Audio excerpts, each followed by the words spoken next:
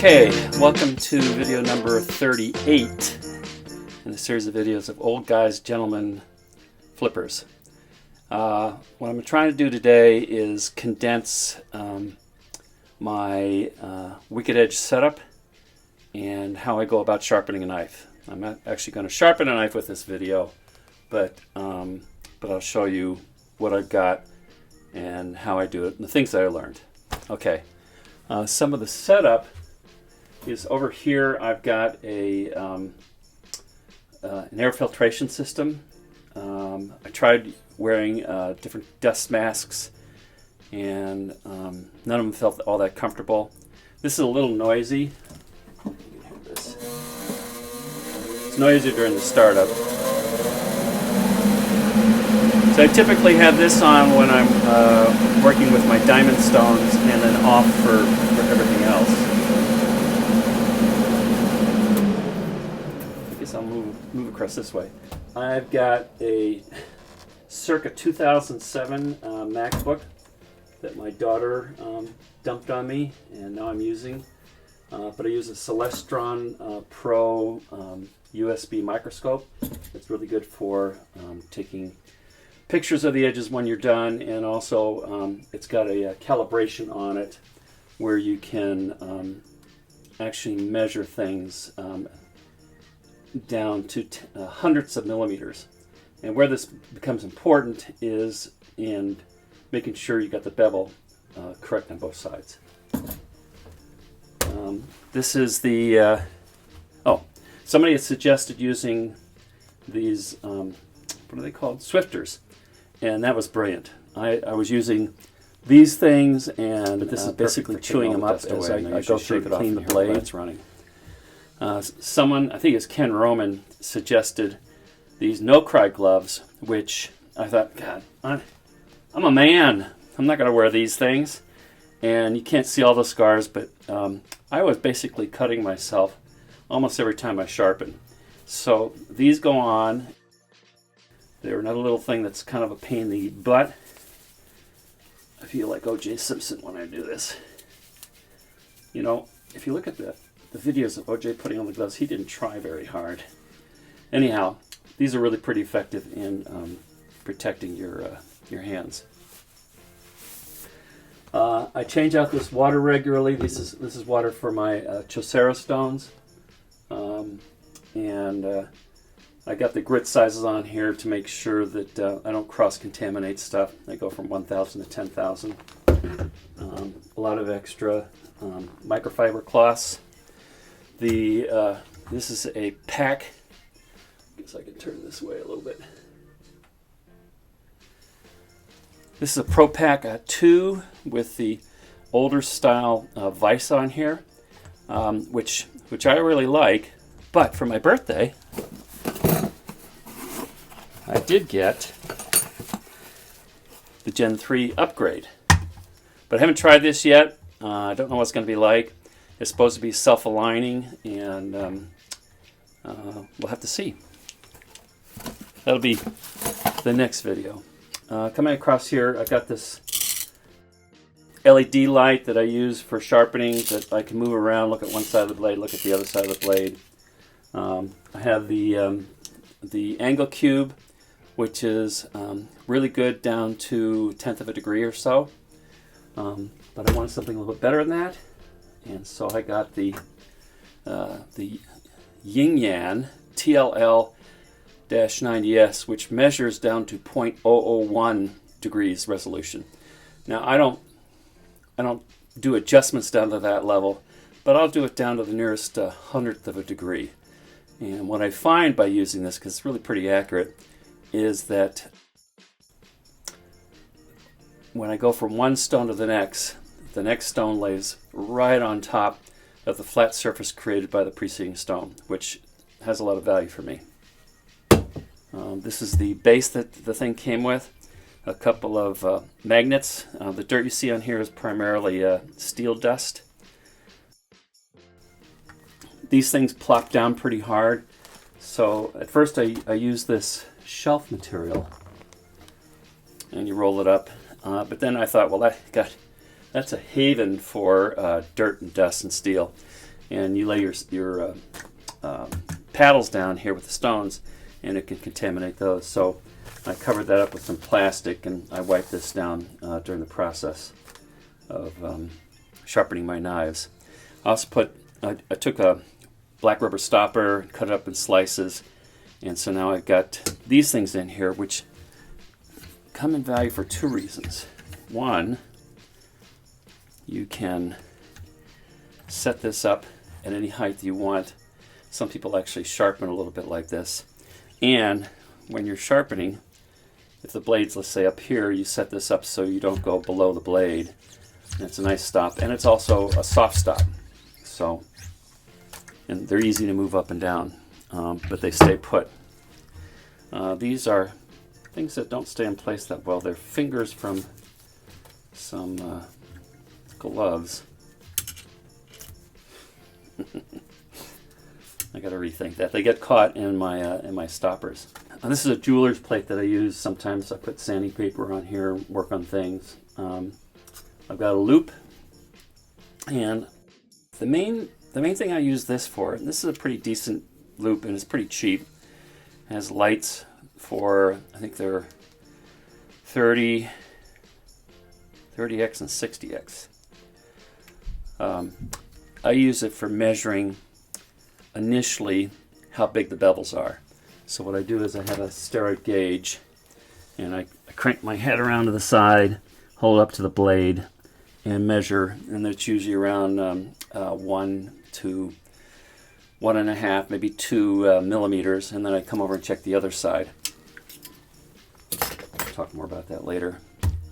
I got the extension. There are quite a few of my knives that are smaller blades, and I can't get the angles. I like to sharpen around 17 degrees, and if you use the strops, which I've stopped using, they recommend going too shallow in that, so it'd be like 15 degrees, and for the smaller blades it's impossible to get that. It's even kind of a little difficult to get that with this extension that goes in here, but since I don't use the strop anymore, I can do 17 degrees on almost all my knives.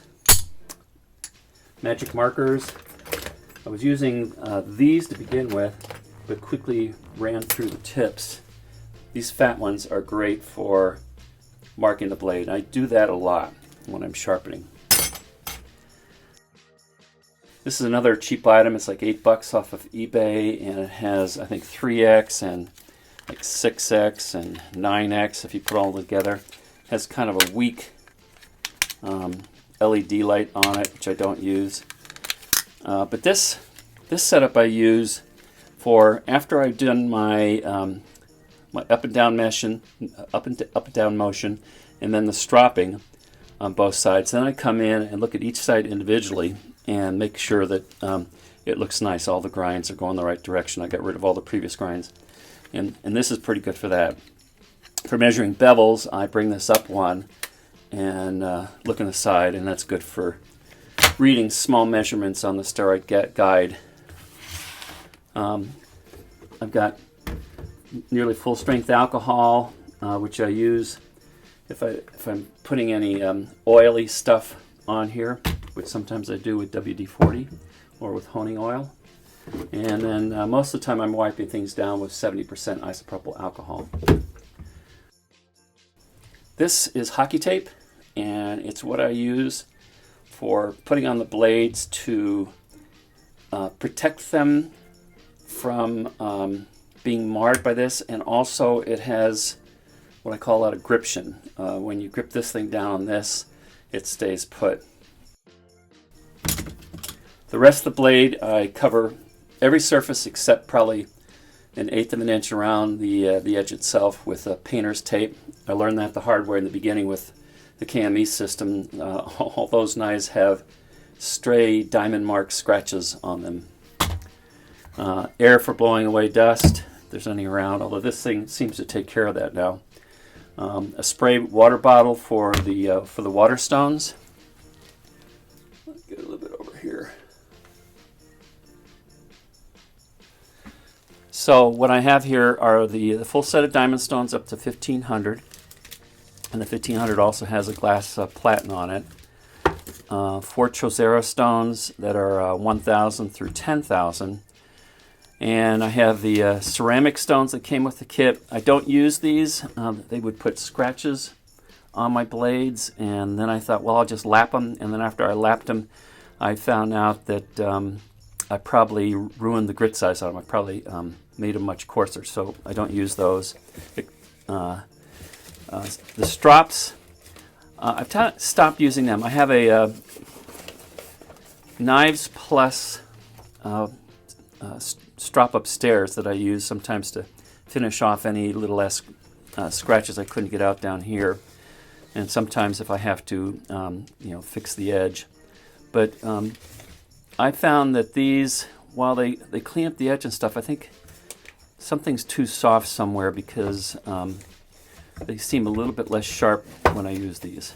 And strop people will just come out of the woodwork saying I'm not stropping right, and that's probably true. And then I have a couple sets of glass platen paddles that I use this diamond tape. It's diamond lapping tape from Wicked Edge. It's a little bit on the expensive side. I want to say this package was like $30 for 10 strips.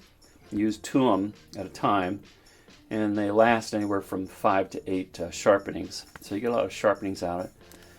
But I was finding that I was getting better results if I switched these out more often than the 5 to 8 times. So that made it kind of expensive. So I ended up finding another place called Nanolap. And you have to cut them yourself. You can get them with or without the PSA backing. And it's like, I don't know, like a third the cost, something like that. I feel like I'm rich in tape right now. And they seem to work as well as the other ones. Okay, I think that's it for my setup. Next part is, how do we do a knife? Well, the first thing I do is decide what, I'm not going to set this up, but I'll use this as a demo coming out here. Now this one was actually kind of tough to do because it's kind of swedged on both sides. I've had a lot of problem on a lot of my knives because these paddles would not be able to get to the very edge because this part hits this, or sometimes the stone would hit this. So the first thing I did is I went ahead with a Dremel and I pulled that shoulder off right there, which helped quite a bit, but I was still kind of hitting this. So I pull apart every knife I have anyhow, and what I did is figured, well, I'm just gonna sharpen this. So I pulled that out. And the other advantage to that, now you don't have to worry about any of this, but the tangs are always flat. And one of the things you want to make sure you do here is make sure that this thing is vertical or perpendicular to the base here, because there is one flaw in this design when you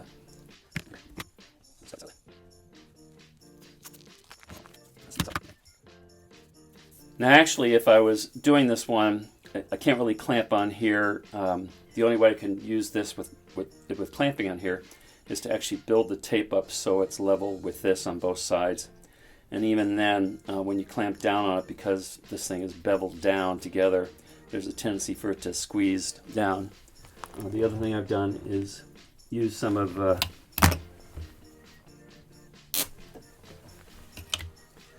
this stuff, cut more precisely, that fits in there, and then it kind of grabs everything, which sort of works. But it makes everything a little bit gushy back and forth this way. So that's why for doing this particular knife, I actually put this back on the tang, and it was mounted in there. But anyhow, getting back to one of the weaknesses in this system is you have 2 levels here that they suggest putting it at. And this is mainly for repeatability, because you put this on here, and the ruler, I don't know where it is because I don't use it. I've just started using their Pro Guide. But one of the problems with this is that it doesn't work For the smaller knives, then I'm using this. By the way, I think this is really set up for big kitchen knives, and having to make these little adjustments to do, folding pocket knives. But anyhow, you go ahead and put this in, and there's 2 screws here, and you tighten down on one screw, and then this basically pushes down here and cantilevers it, or levers it off of this screw here, and so this tip is actually going like this, and it's pushing the blade that way. So for regular blades, this one is almost impossible to do like this.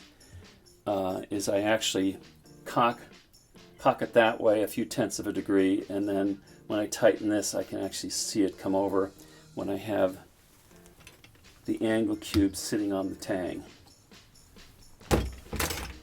So that's one of the issues with this. But the nice thing is, once you have this in place, it's like the engineer in me wants to say it's fixed in space. So everything that you do to it will be repeatable, because this thing's not going to move. There's no slop at all in this, where like in the KME system, you take the knife and wiggle it around a little bit. By the way, these are the longer rods. It comes with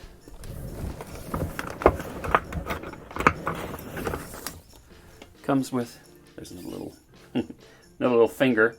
Comes with shorter rods. I end up leaving these in here because I can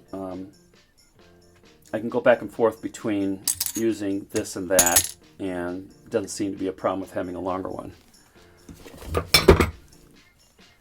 Okay, so what you do is you go ahead and set this up, and imagine that we're actually setting this up on the tang.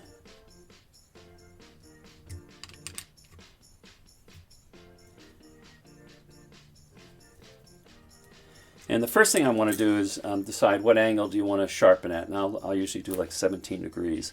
And you take the magic marker and run that along the side here so everything's black. And then you put one of your lightest stones on here. I don't know, like maybe the 1500 stone. This is 1000. I'm not going to put it on there anyhow. And here's the advantage of having a stopper, because you can put it on there, it'll stay there, and then what I do is I use this thing that measures down to the 100th of a degree, and use the micro adjustments down here, assuming that you've got this set up for something close to 17 degrees. Use the micro adjustments on that. And then what you do is just very lightly come across the blade, and then you look at the side, and you see the grind that you did. And it may be that you're barely hitting this, but you're over hitting this, and that means you have to move it one direction, or it may be that you're way overdoing this and barely touching this, and then you got to do the other way. So that helps set up a position. You're going to be moving it this way, or in some cases you're going to be tilting up this way or tilting down this way. Wicked Edge doesn't talk about tilting that much, but I've found that that's an important variable that gets you closer to get an even taper.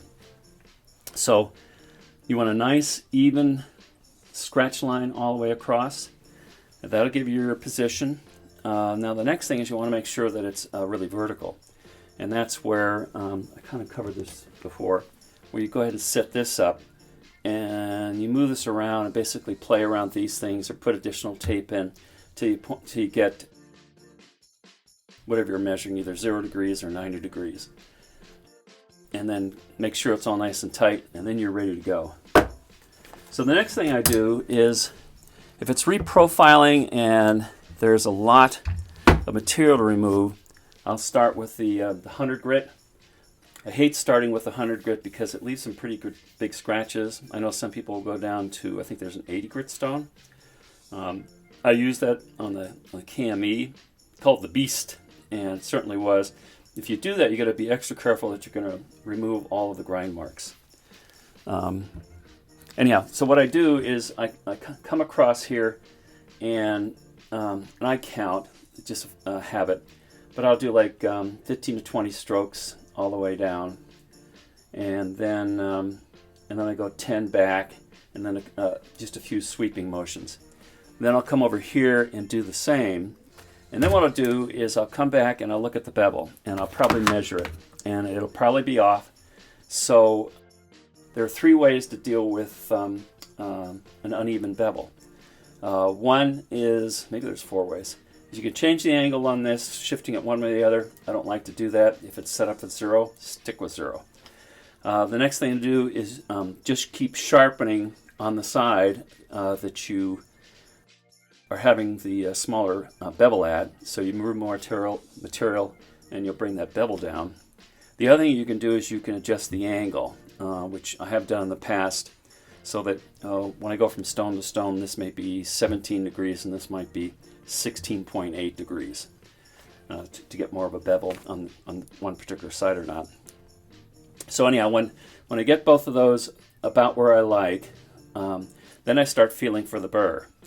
And usually, let's say this is the short side, then I'll probably be doing a lot of work on this side. Got to be careful that you don't do too much work so that the bevel goes off, because the bevel will be changing as you go through the sharpening process. So you got to check that with each stone set, I believe. So you do that, and the burr, especially at these lower first stones, is really easy to feel, and you need to find the finger that feels it the best. And with these old hands, it's, for some reason, it's like my thumb, or in this area. So I'll come across like here really carefully, and I'll just kind of drag it along that. And if you've done the burr right, it's really noticeable at these lower or higher grit levels. And then when you have that burr, then you switch over this side and do the same amount or less strokes, just until you get a burr over here and feel it with this one. And of course, so I've got to take these off in order to be able to do that. And then I go to the next stone. I flip it over to the 200, and then I measure my angles again, and it does shift. Like maybe as much as 1 or 2/10 of a degree. So all these are not perfectly identical. When I go to the 200, the first one that you use, let's say it's the 100, is all about making sure you got initial bevel size the same, and you got a good initial burr. Oh, I forgot. The next thing you do is I thought this is all a gimmick, but now I'm convinced this is the reason why you get such sharp blades. When you're done doing this and coming back again and then sweeping a few times and doing it over here, and you had burr on both sides, then you come through and I do heel to tip downward strokes like this. So I come in as close as I can to the heel, so I'm touching the heel, and then come across and then down, and then across and down. You got to kind of work on the stroke that gets you the best results. It's particularly hard here at the heel because you're starting there. The rest of it has this nice smooth kind of forward and down motion. This sometimes, the way I used to do it, would be all down. So now I kind of start going forward and then down. And you can go slow. Actually, slow takes time, but it's the best way to make sure you're doing it right. And then as you do a bunch of knives, you can do a little bit faster. But you're basically kind of stropping the blade and kind of working that apex to the smallest point you can. Okay. Then when that's done, that's when I come over here. I put these goggles on and I look at the side and I see if there's anything that looks out of whack. Any scratches that are going the wrong way, some scratches that might be too thick, and I basically work on them, going down this way, whatever motion it takes to make this look as homogeneous and even as you can. Then, when you're done, you switch over, go to the 200s, remeasure your angles, and go over again. Now, the only difference between this and the first one and this will be the same difference for all the other stones, is that when you get down to the point of examining blade, that's where you check to make sure you got all the previous grinds out of there, and you'll be able to tell even between some of the much finer stones. So you work on those to make sure, again, a nice even set of parallel or nearly parallel scratch lines all along the length of the blade. Okay, so then I work all the way down through the diamonds and then the Trucero stones.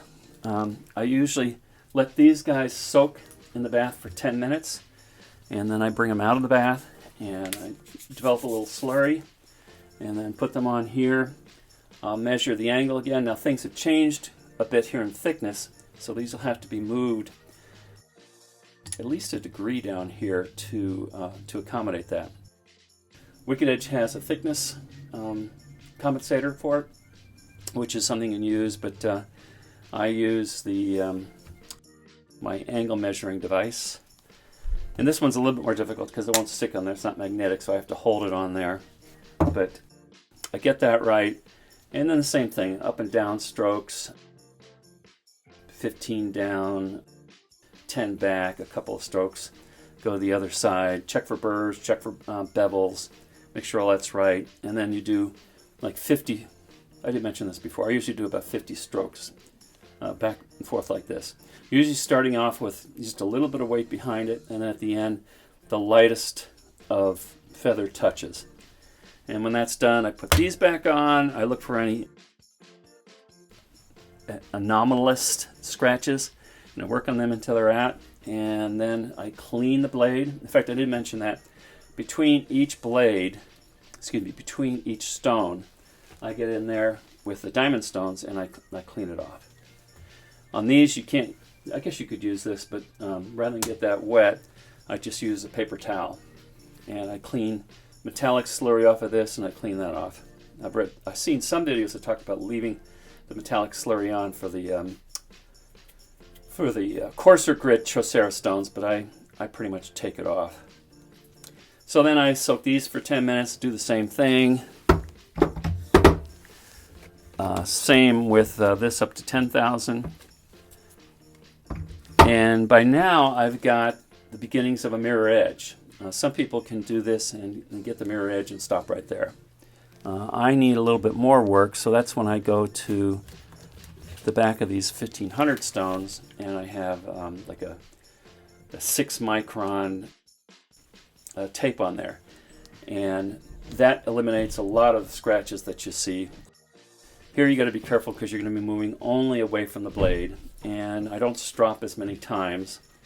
But typically what I'll do is I'll put this on there, make sure the angles are right, and then I'll strop 6 or 7 times, take a look at it, then look at the side, and then clean up whatever's left.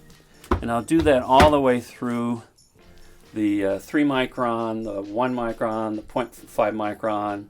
And I had 0.1 micron, but for some reason when I use that, I develop little micro scratches. I haven't figured that out yet, but I've kind of stopped using that. And by that time, all you got to do then is take it off, pull the tape off, clean it up with some, at that point it may need the 99% alcohol. I know a lot of people use WD-40 because there'll be some tape residue on there. And then go check out your knife sharpness, and you're going to find out that it's hella sharp, shaving sharp. It'll be really sharp, and the mirror on it will be astounding. Scary, shiny, reflective. I noticed over here that I forgot to talk about this. If you have any mounting issues, I haven't used this much yet. I think this is made by Tormek for mounting knives. And where this comes into play is if you can't figure out how to mount stuff. Like in this particular one, someone suggested that I should have used the Tormek adapter. This thing can fit right in there. This clamps down on that and holds it, and it's also easy to align it one way or the other. And then this goes in here, and that's also easy to move around. So I still have to use that. So that's it. Hope you got some value of it. So until next time,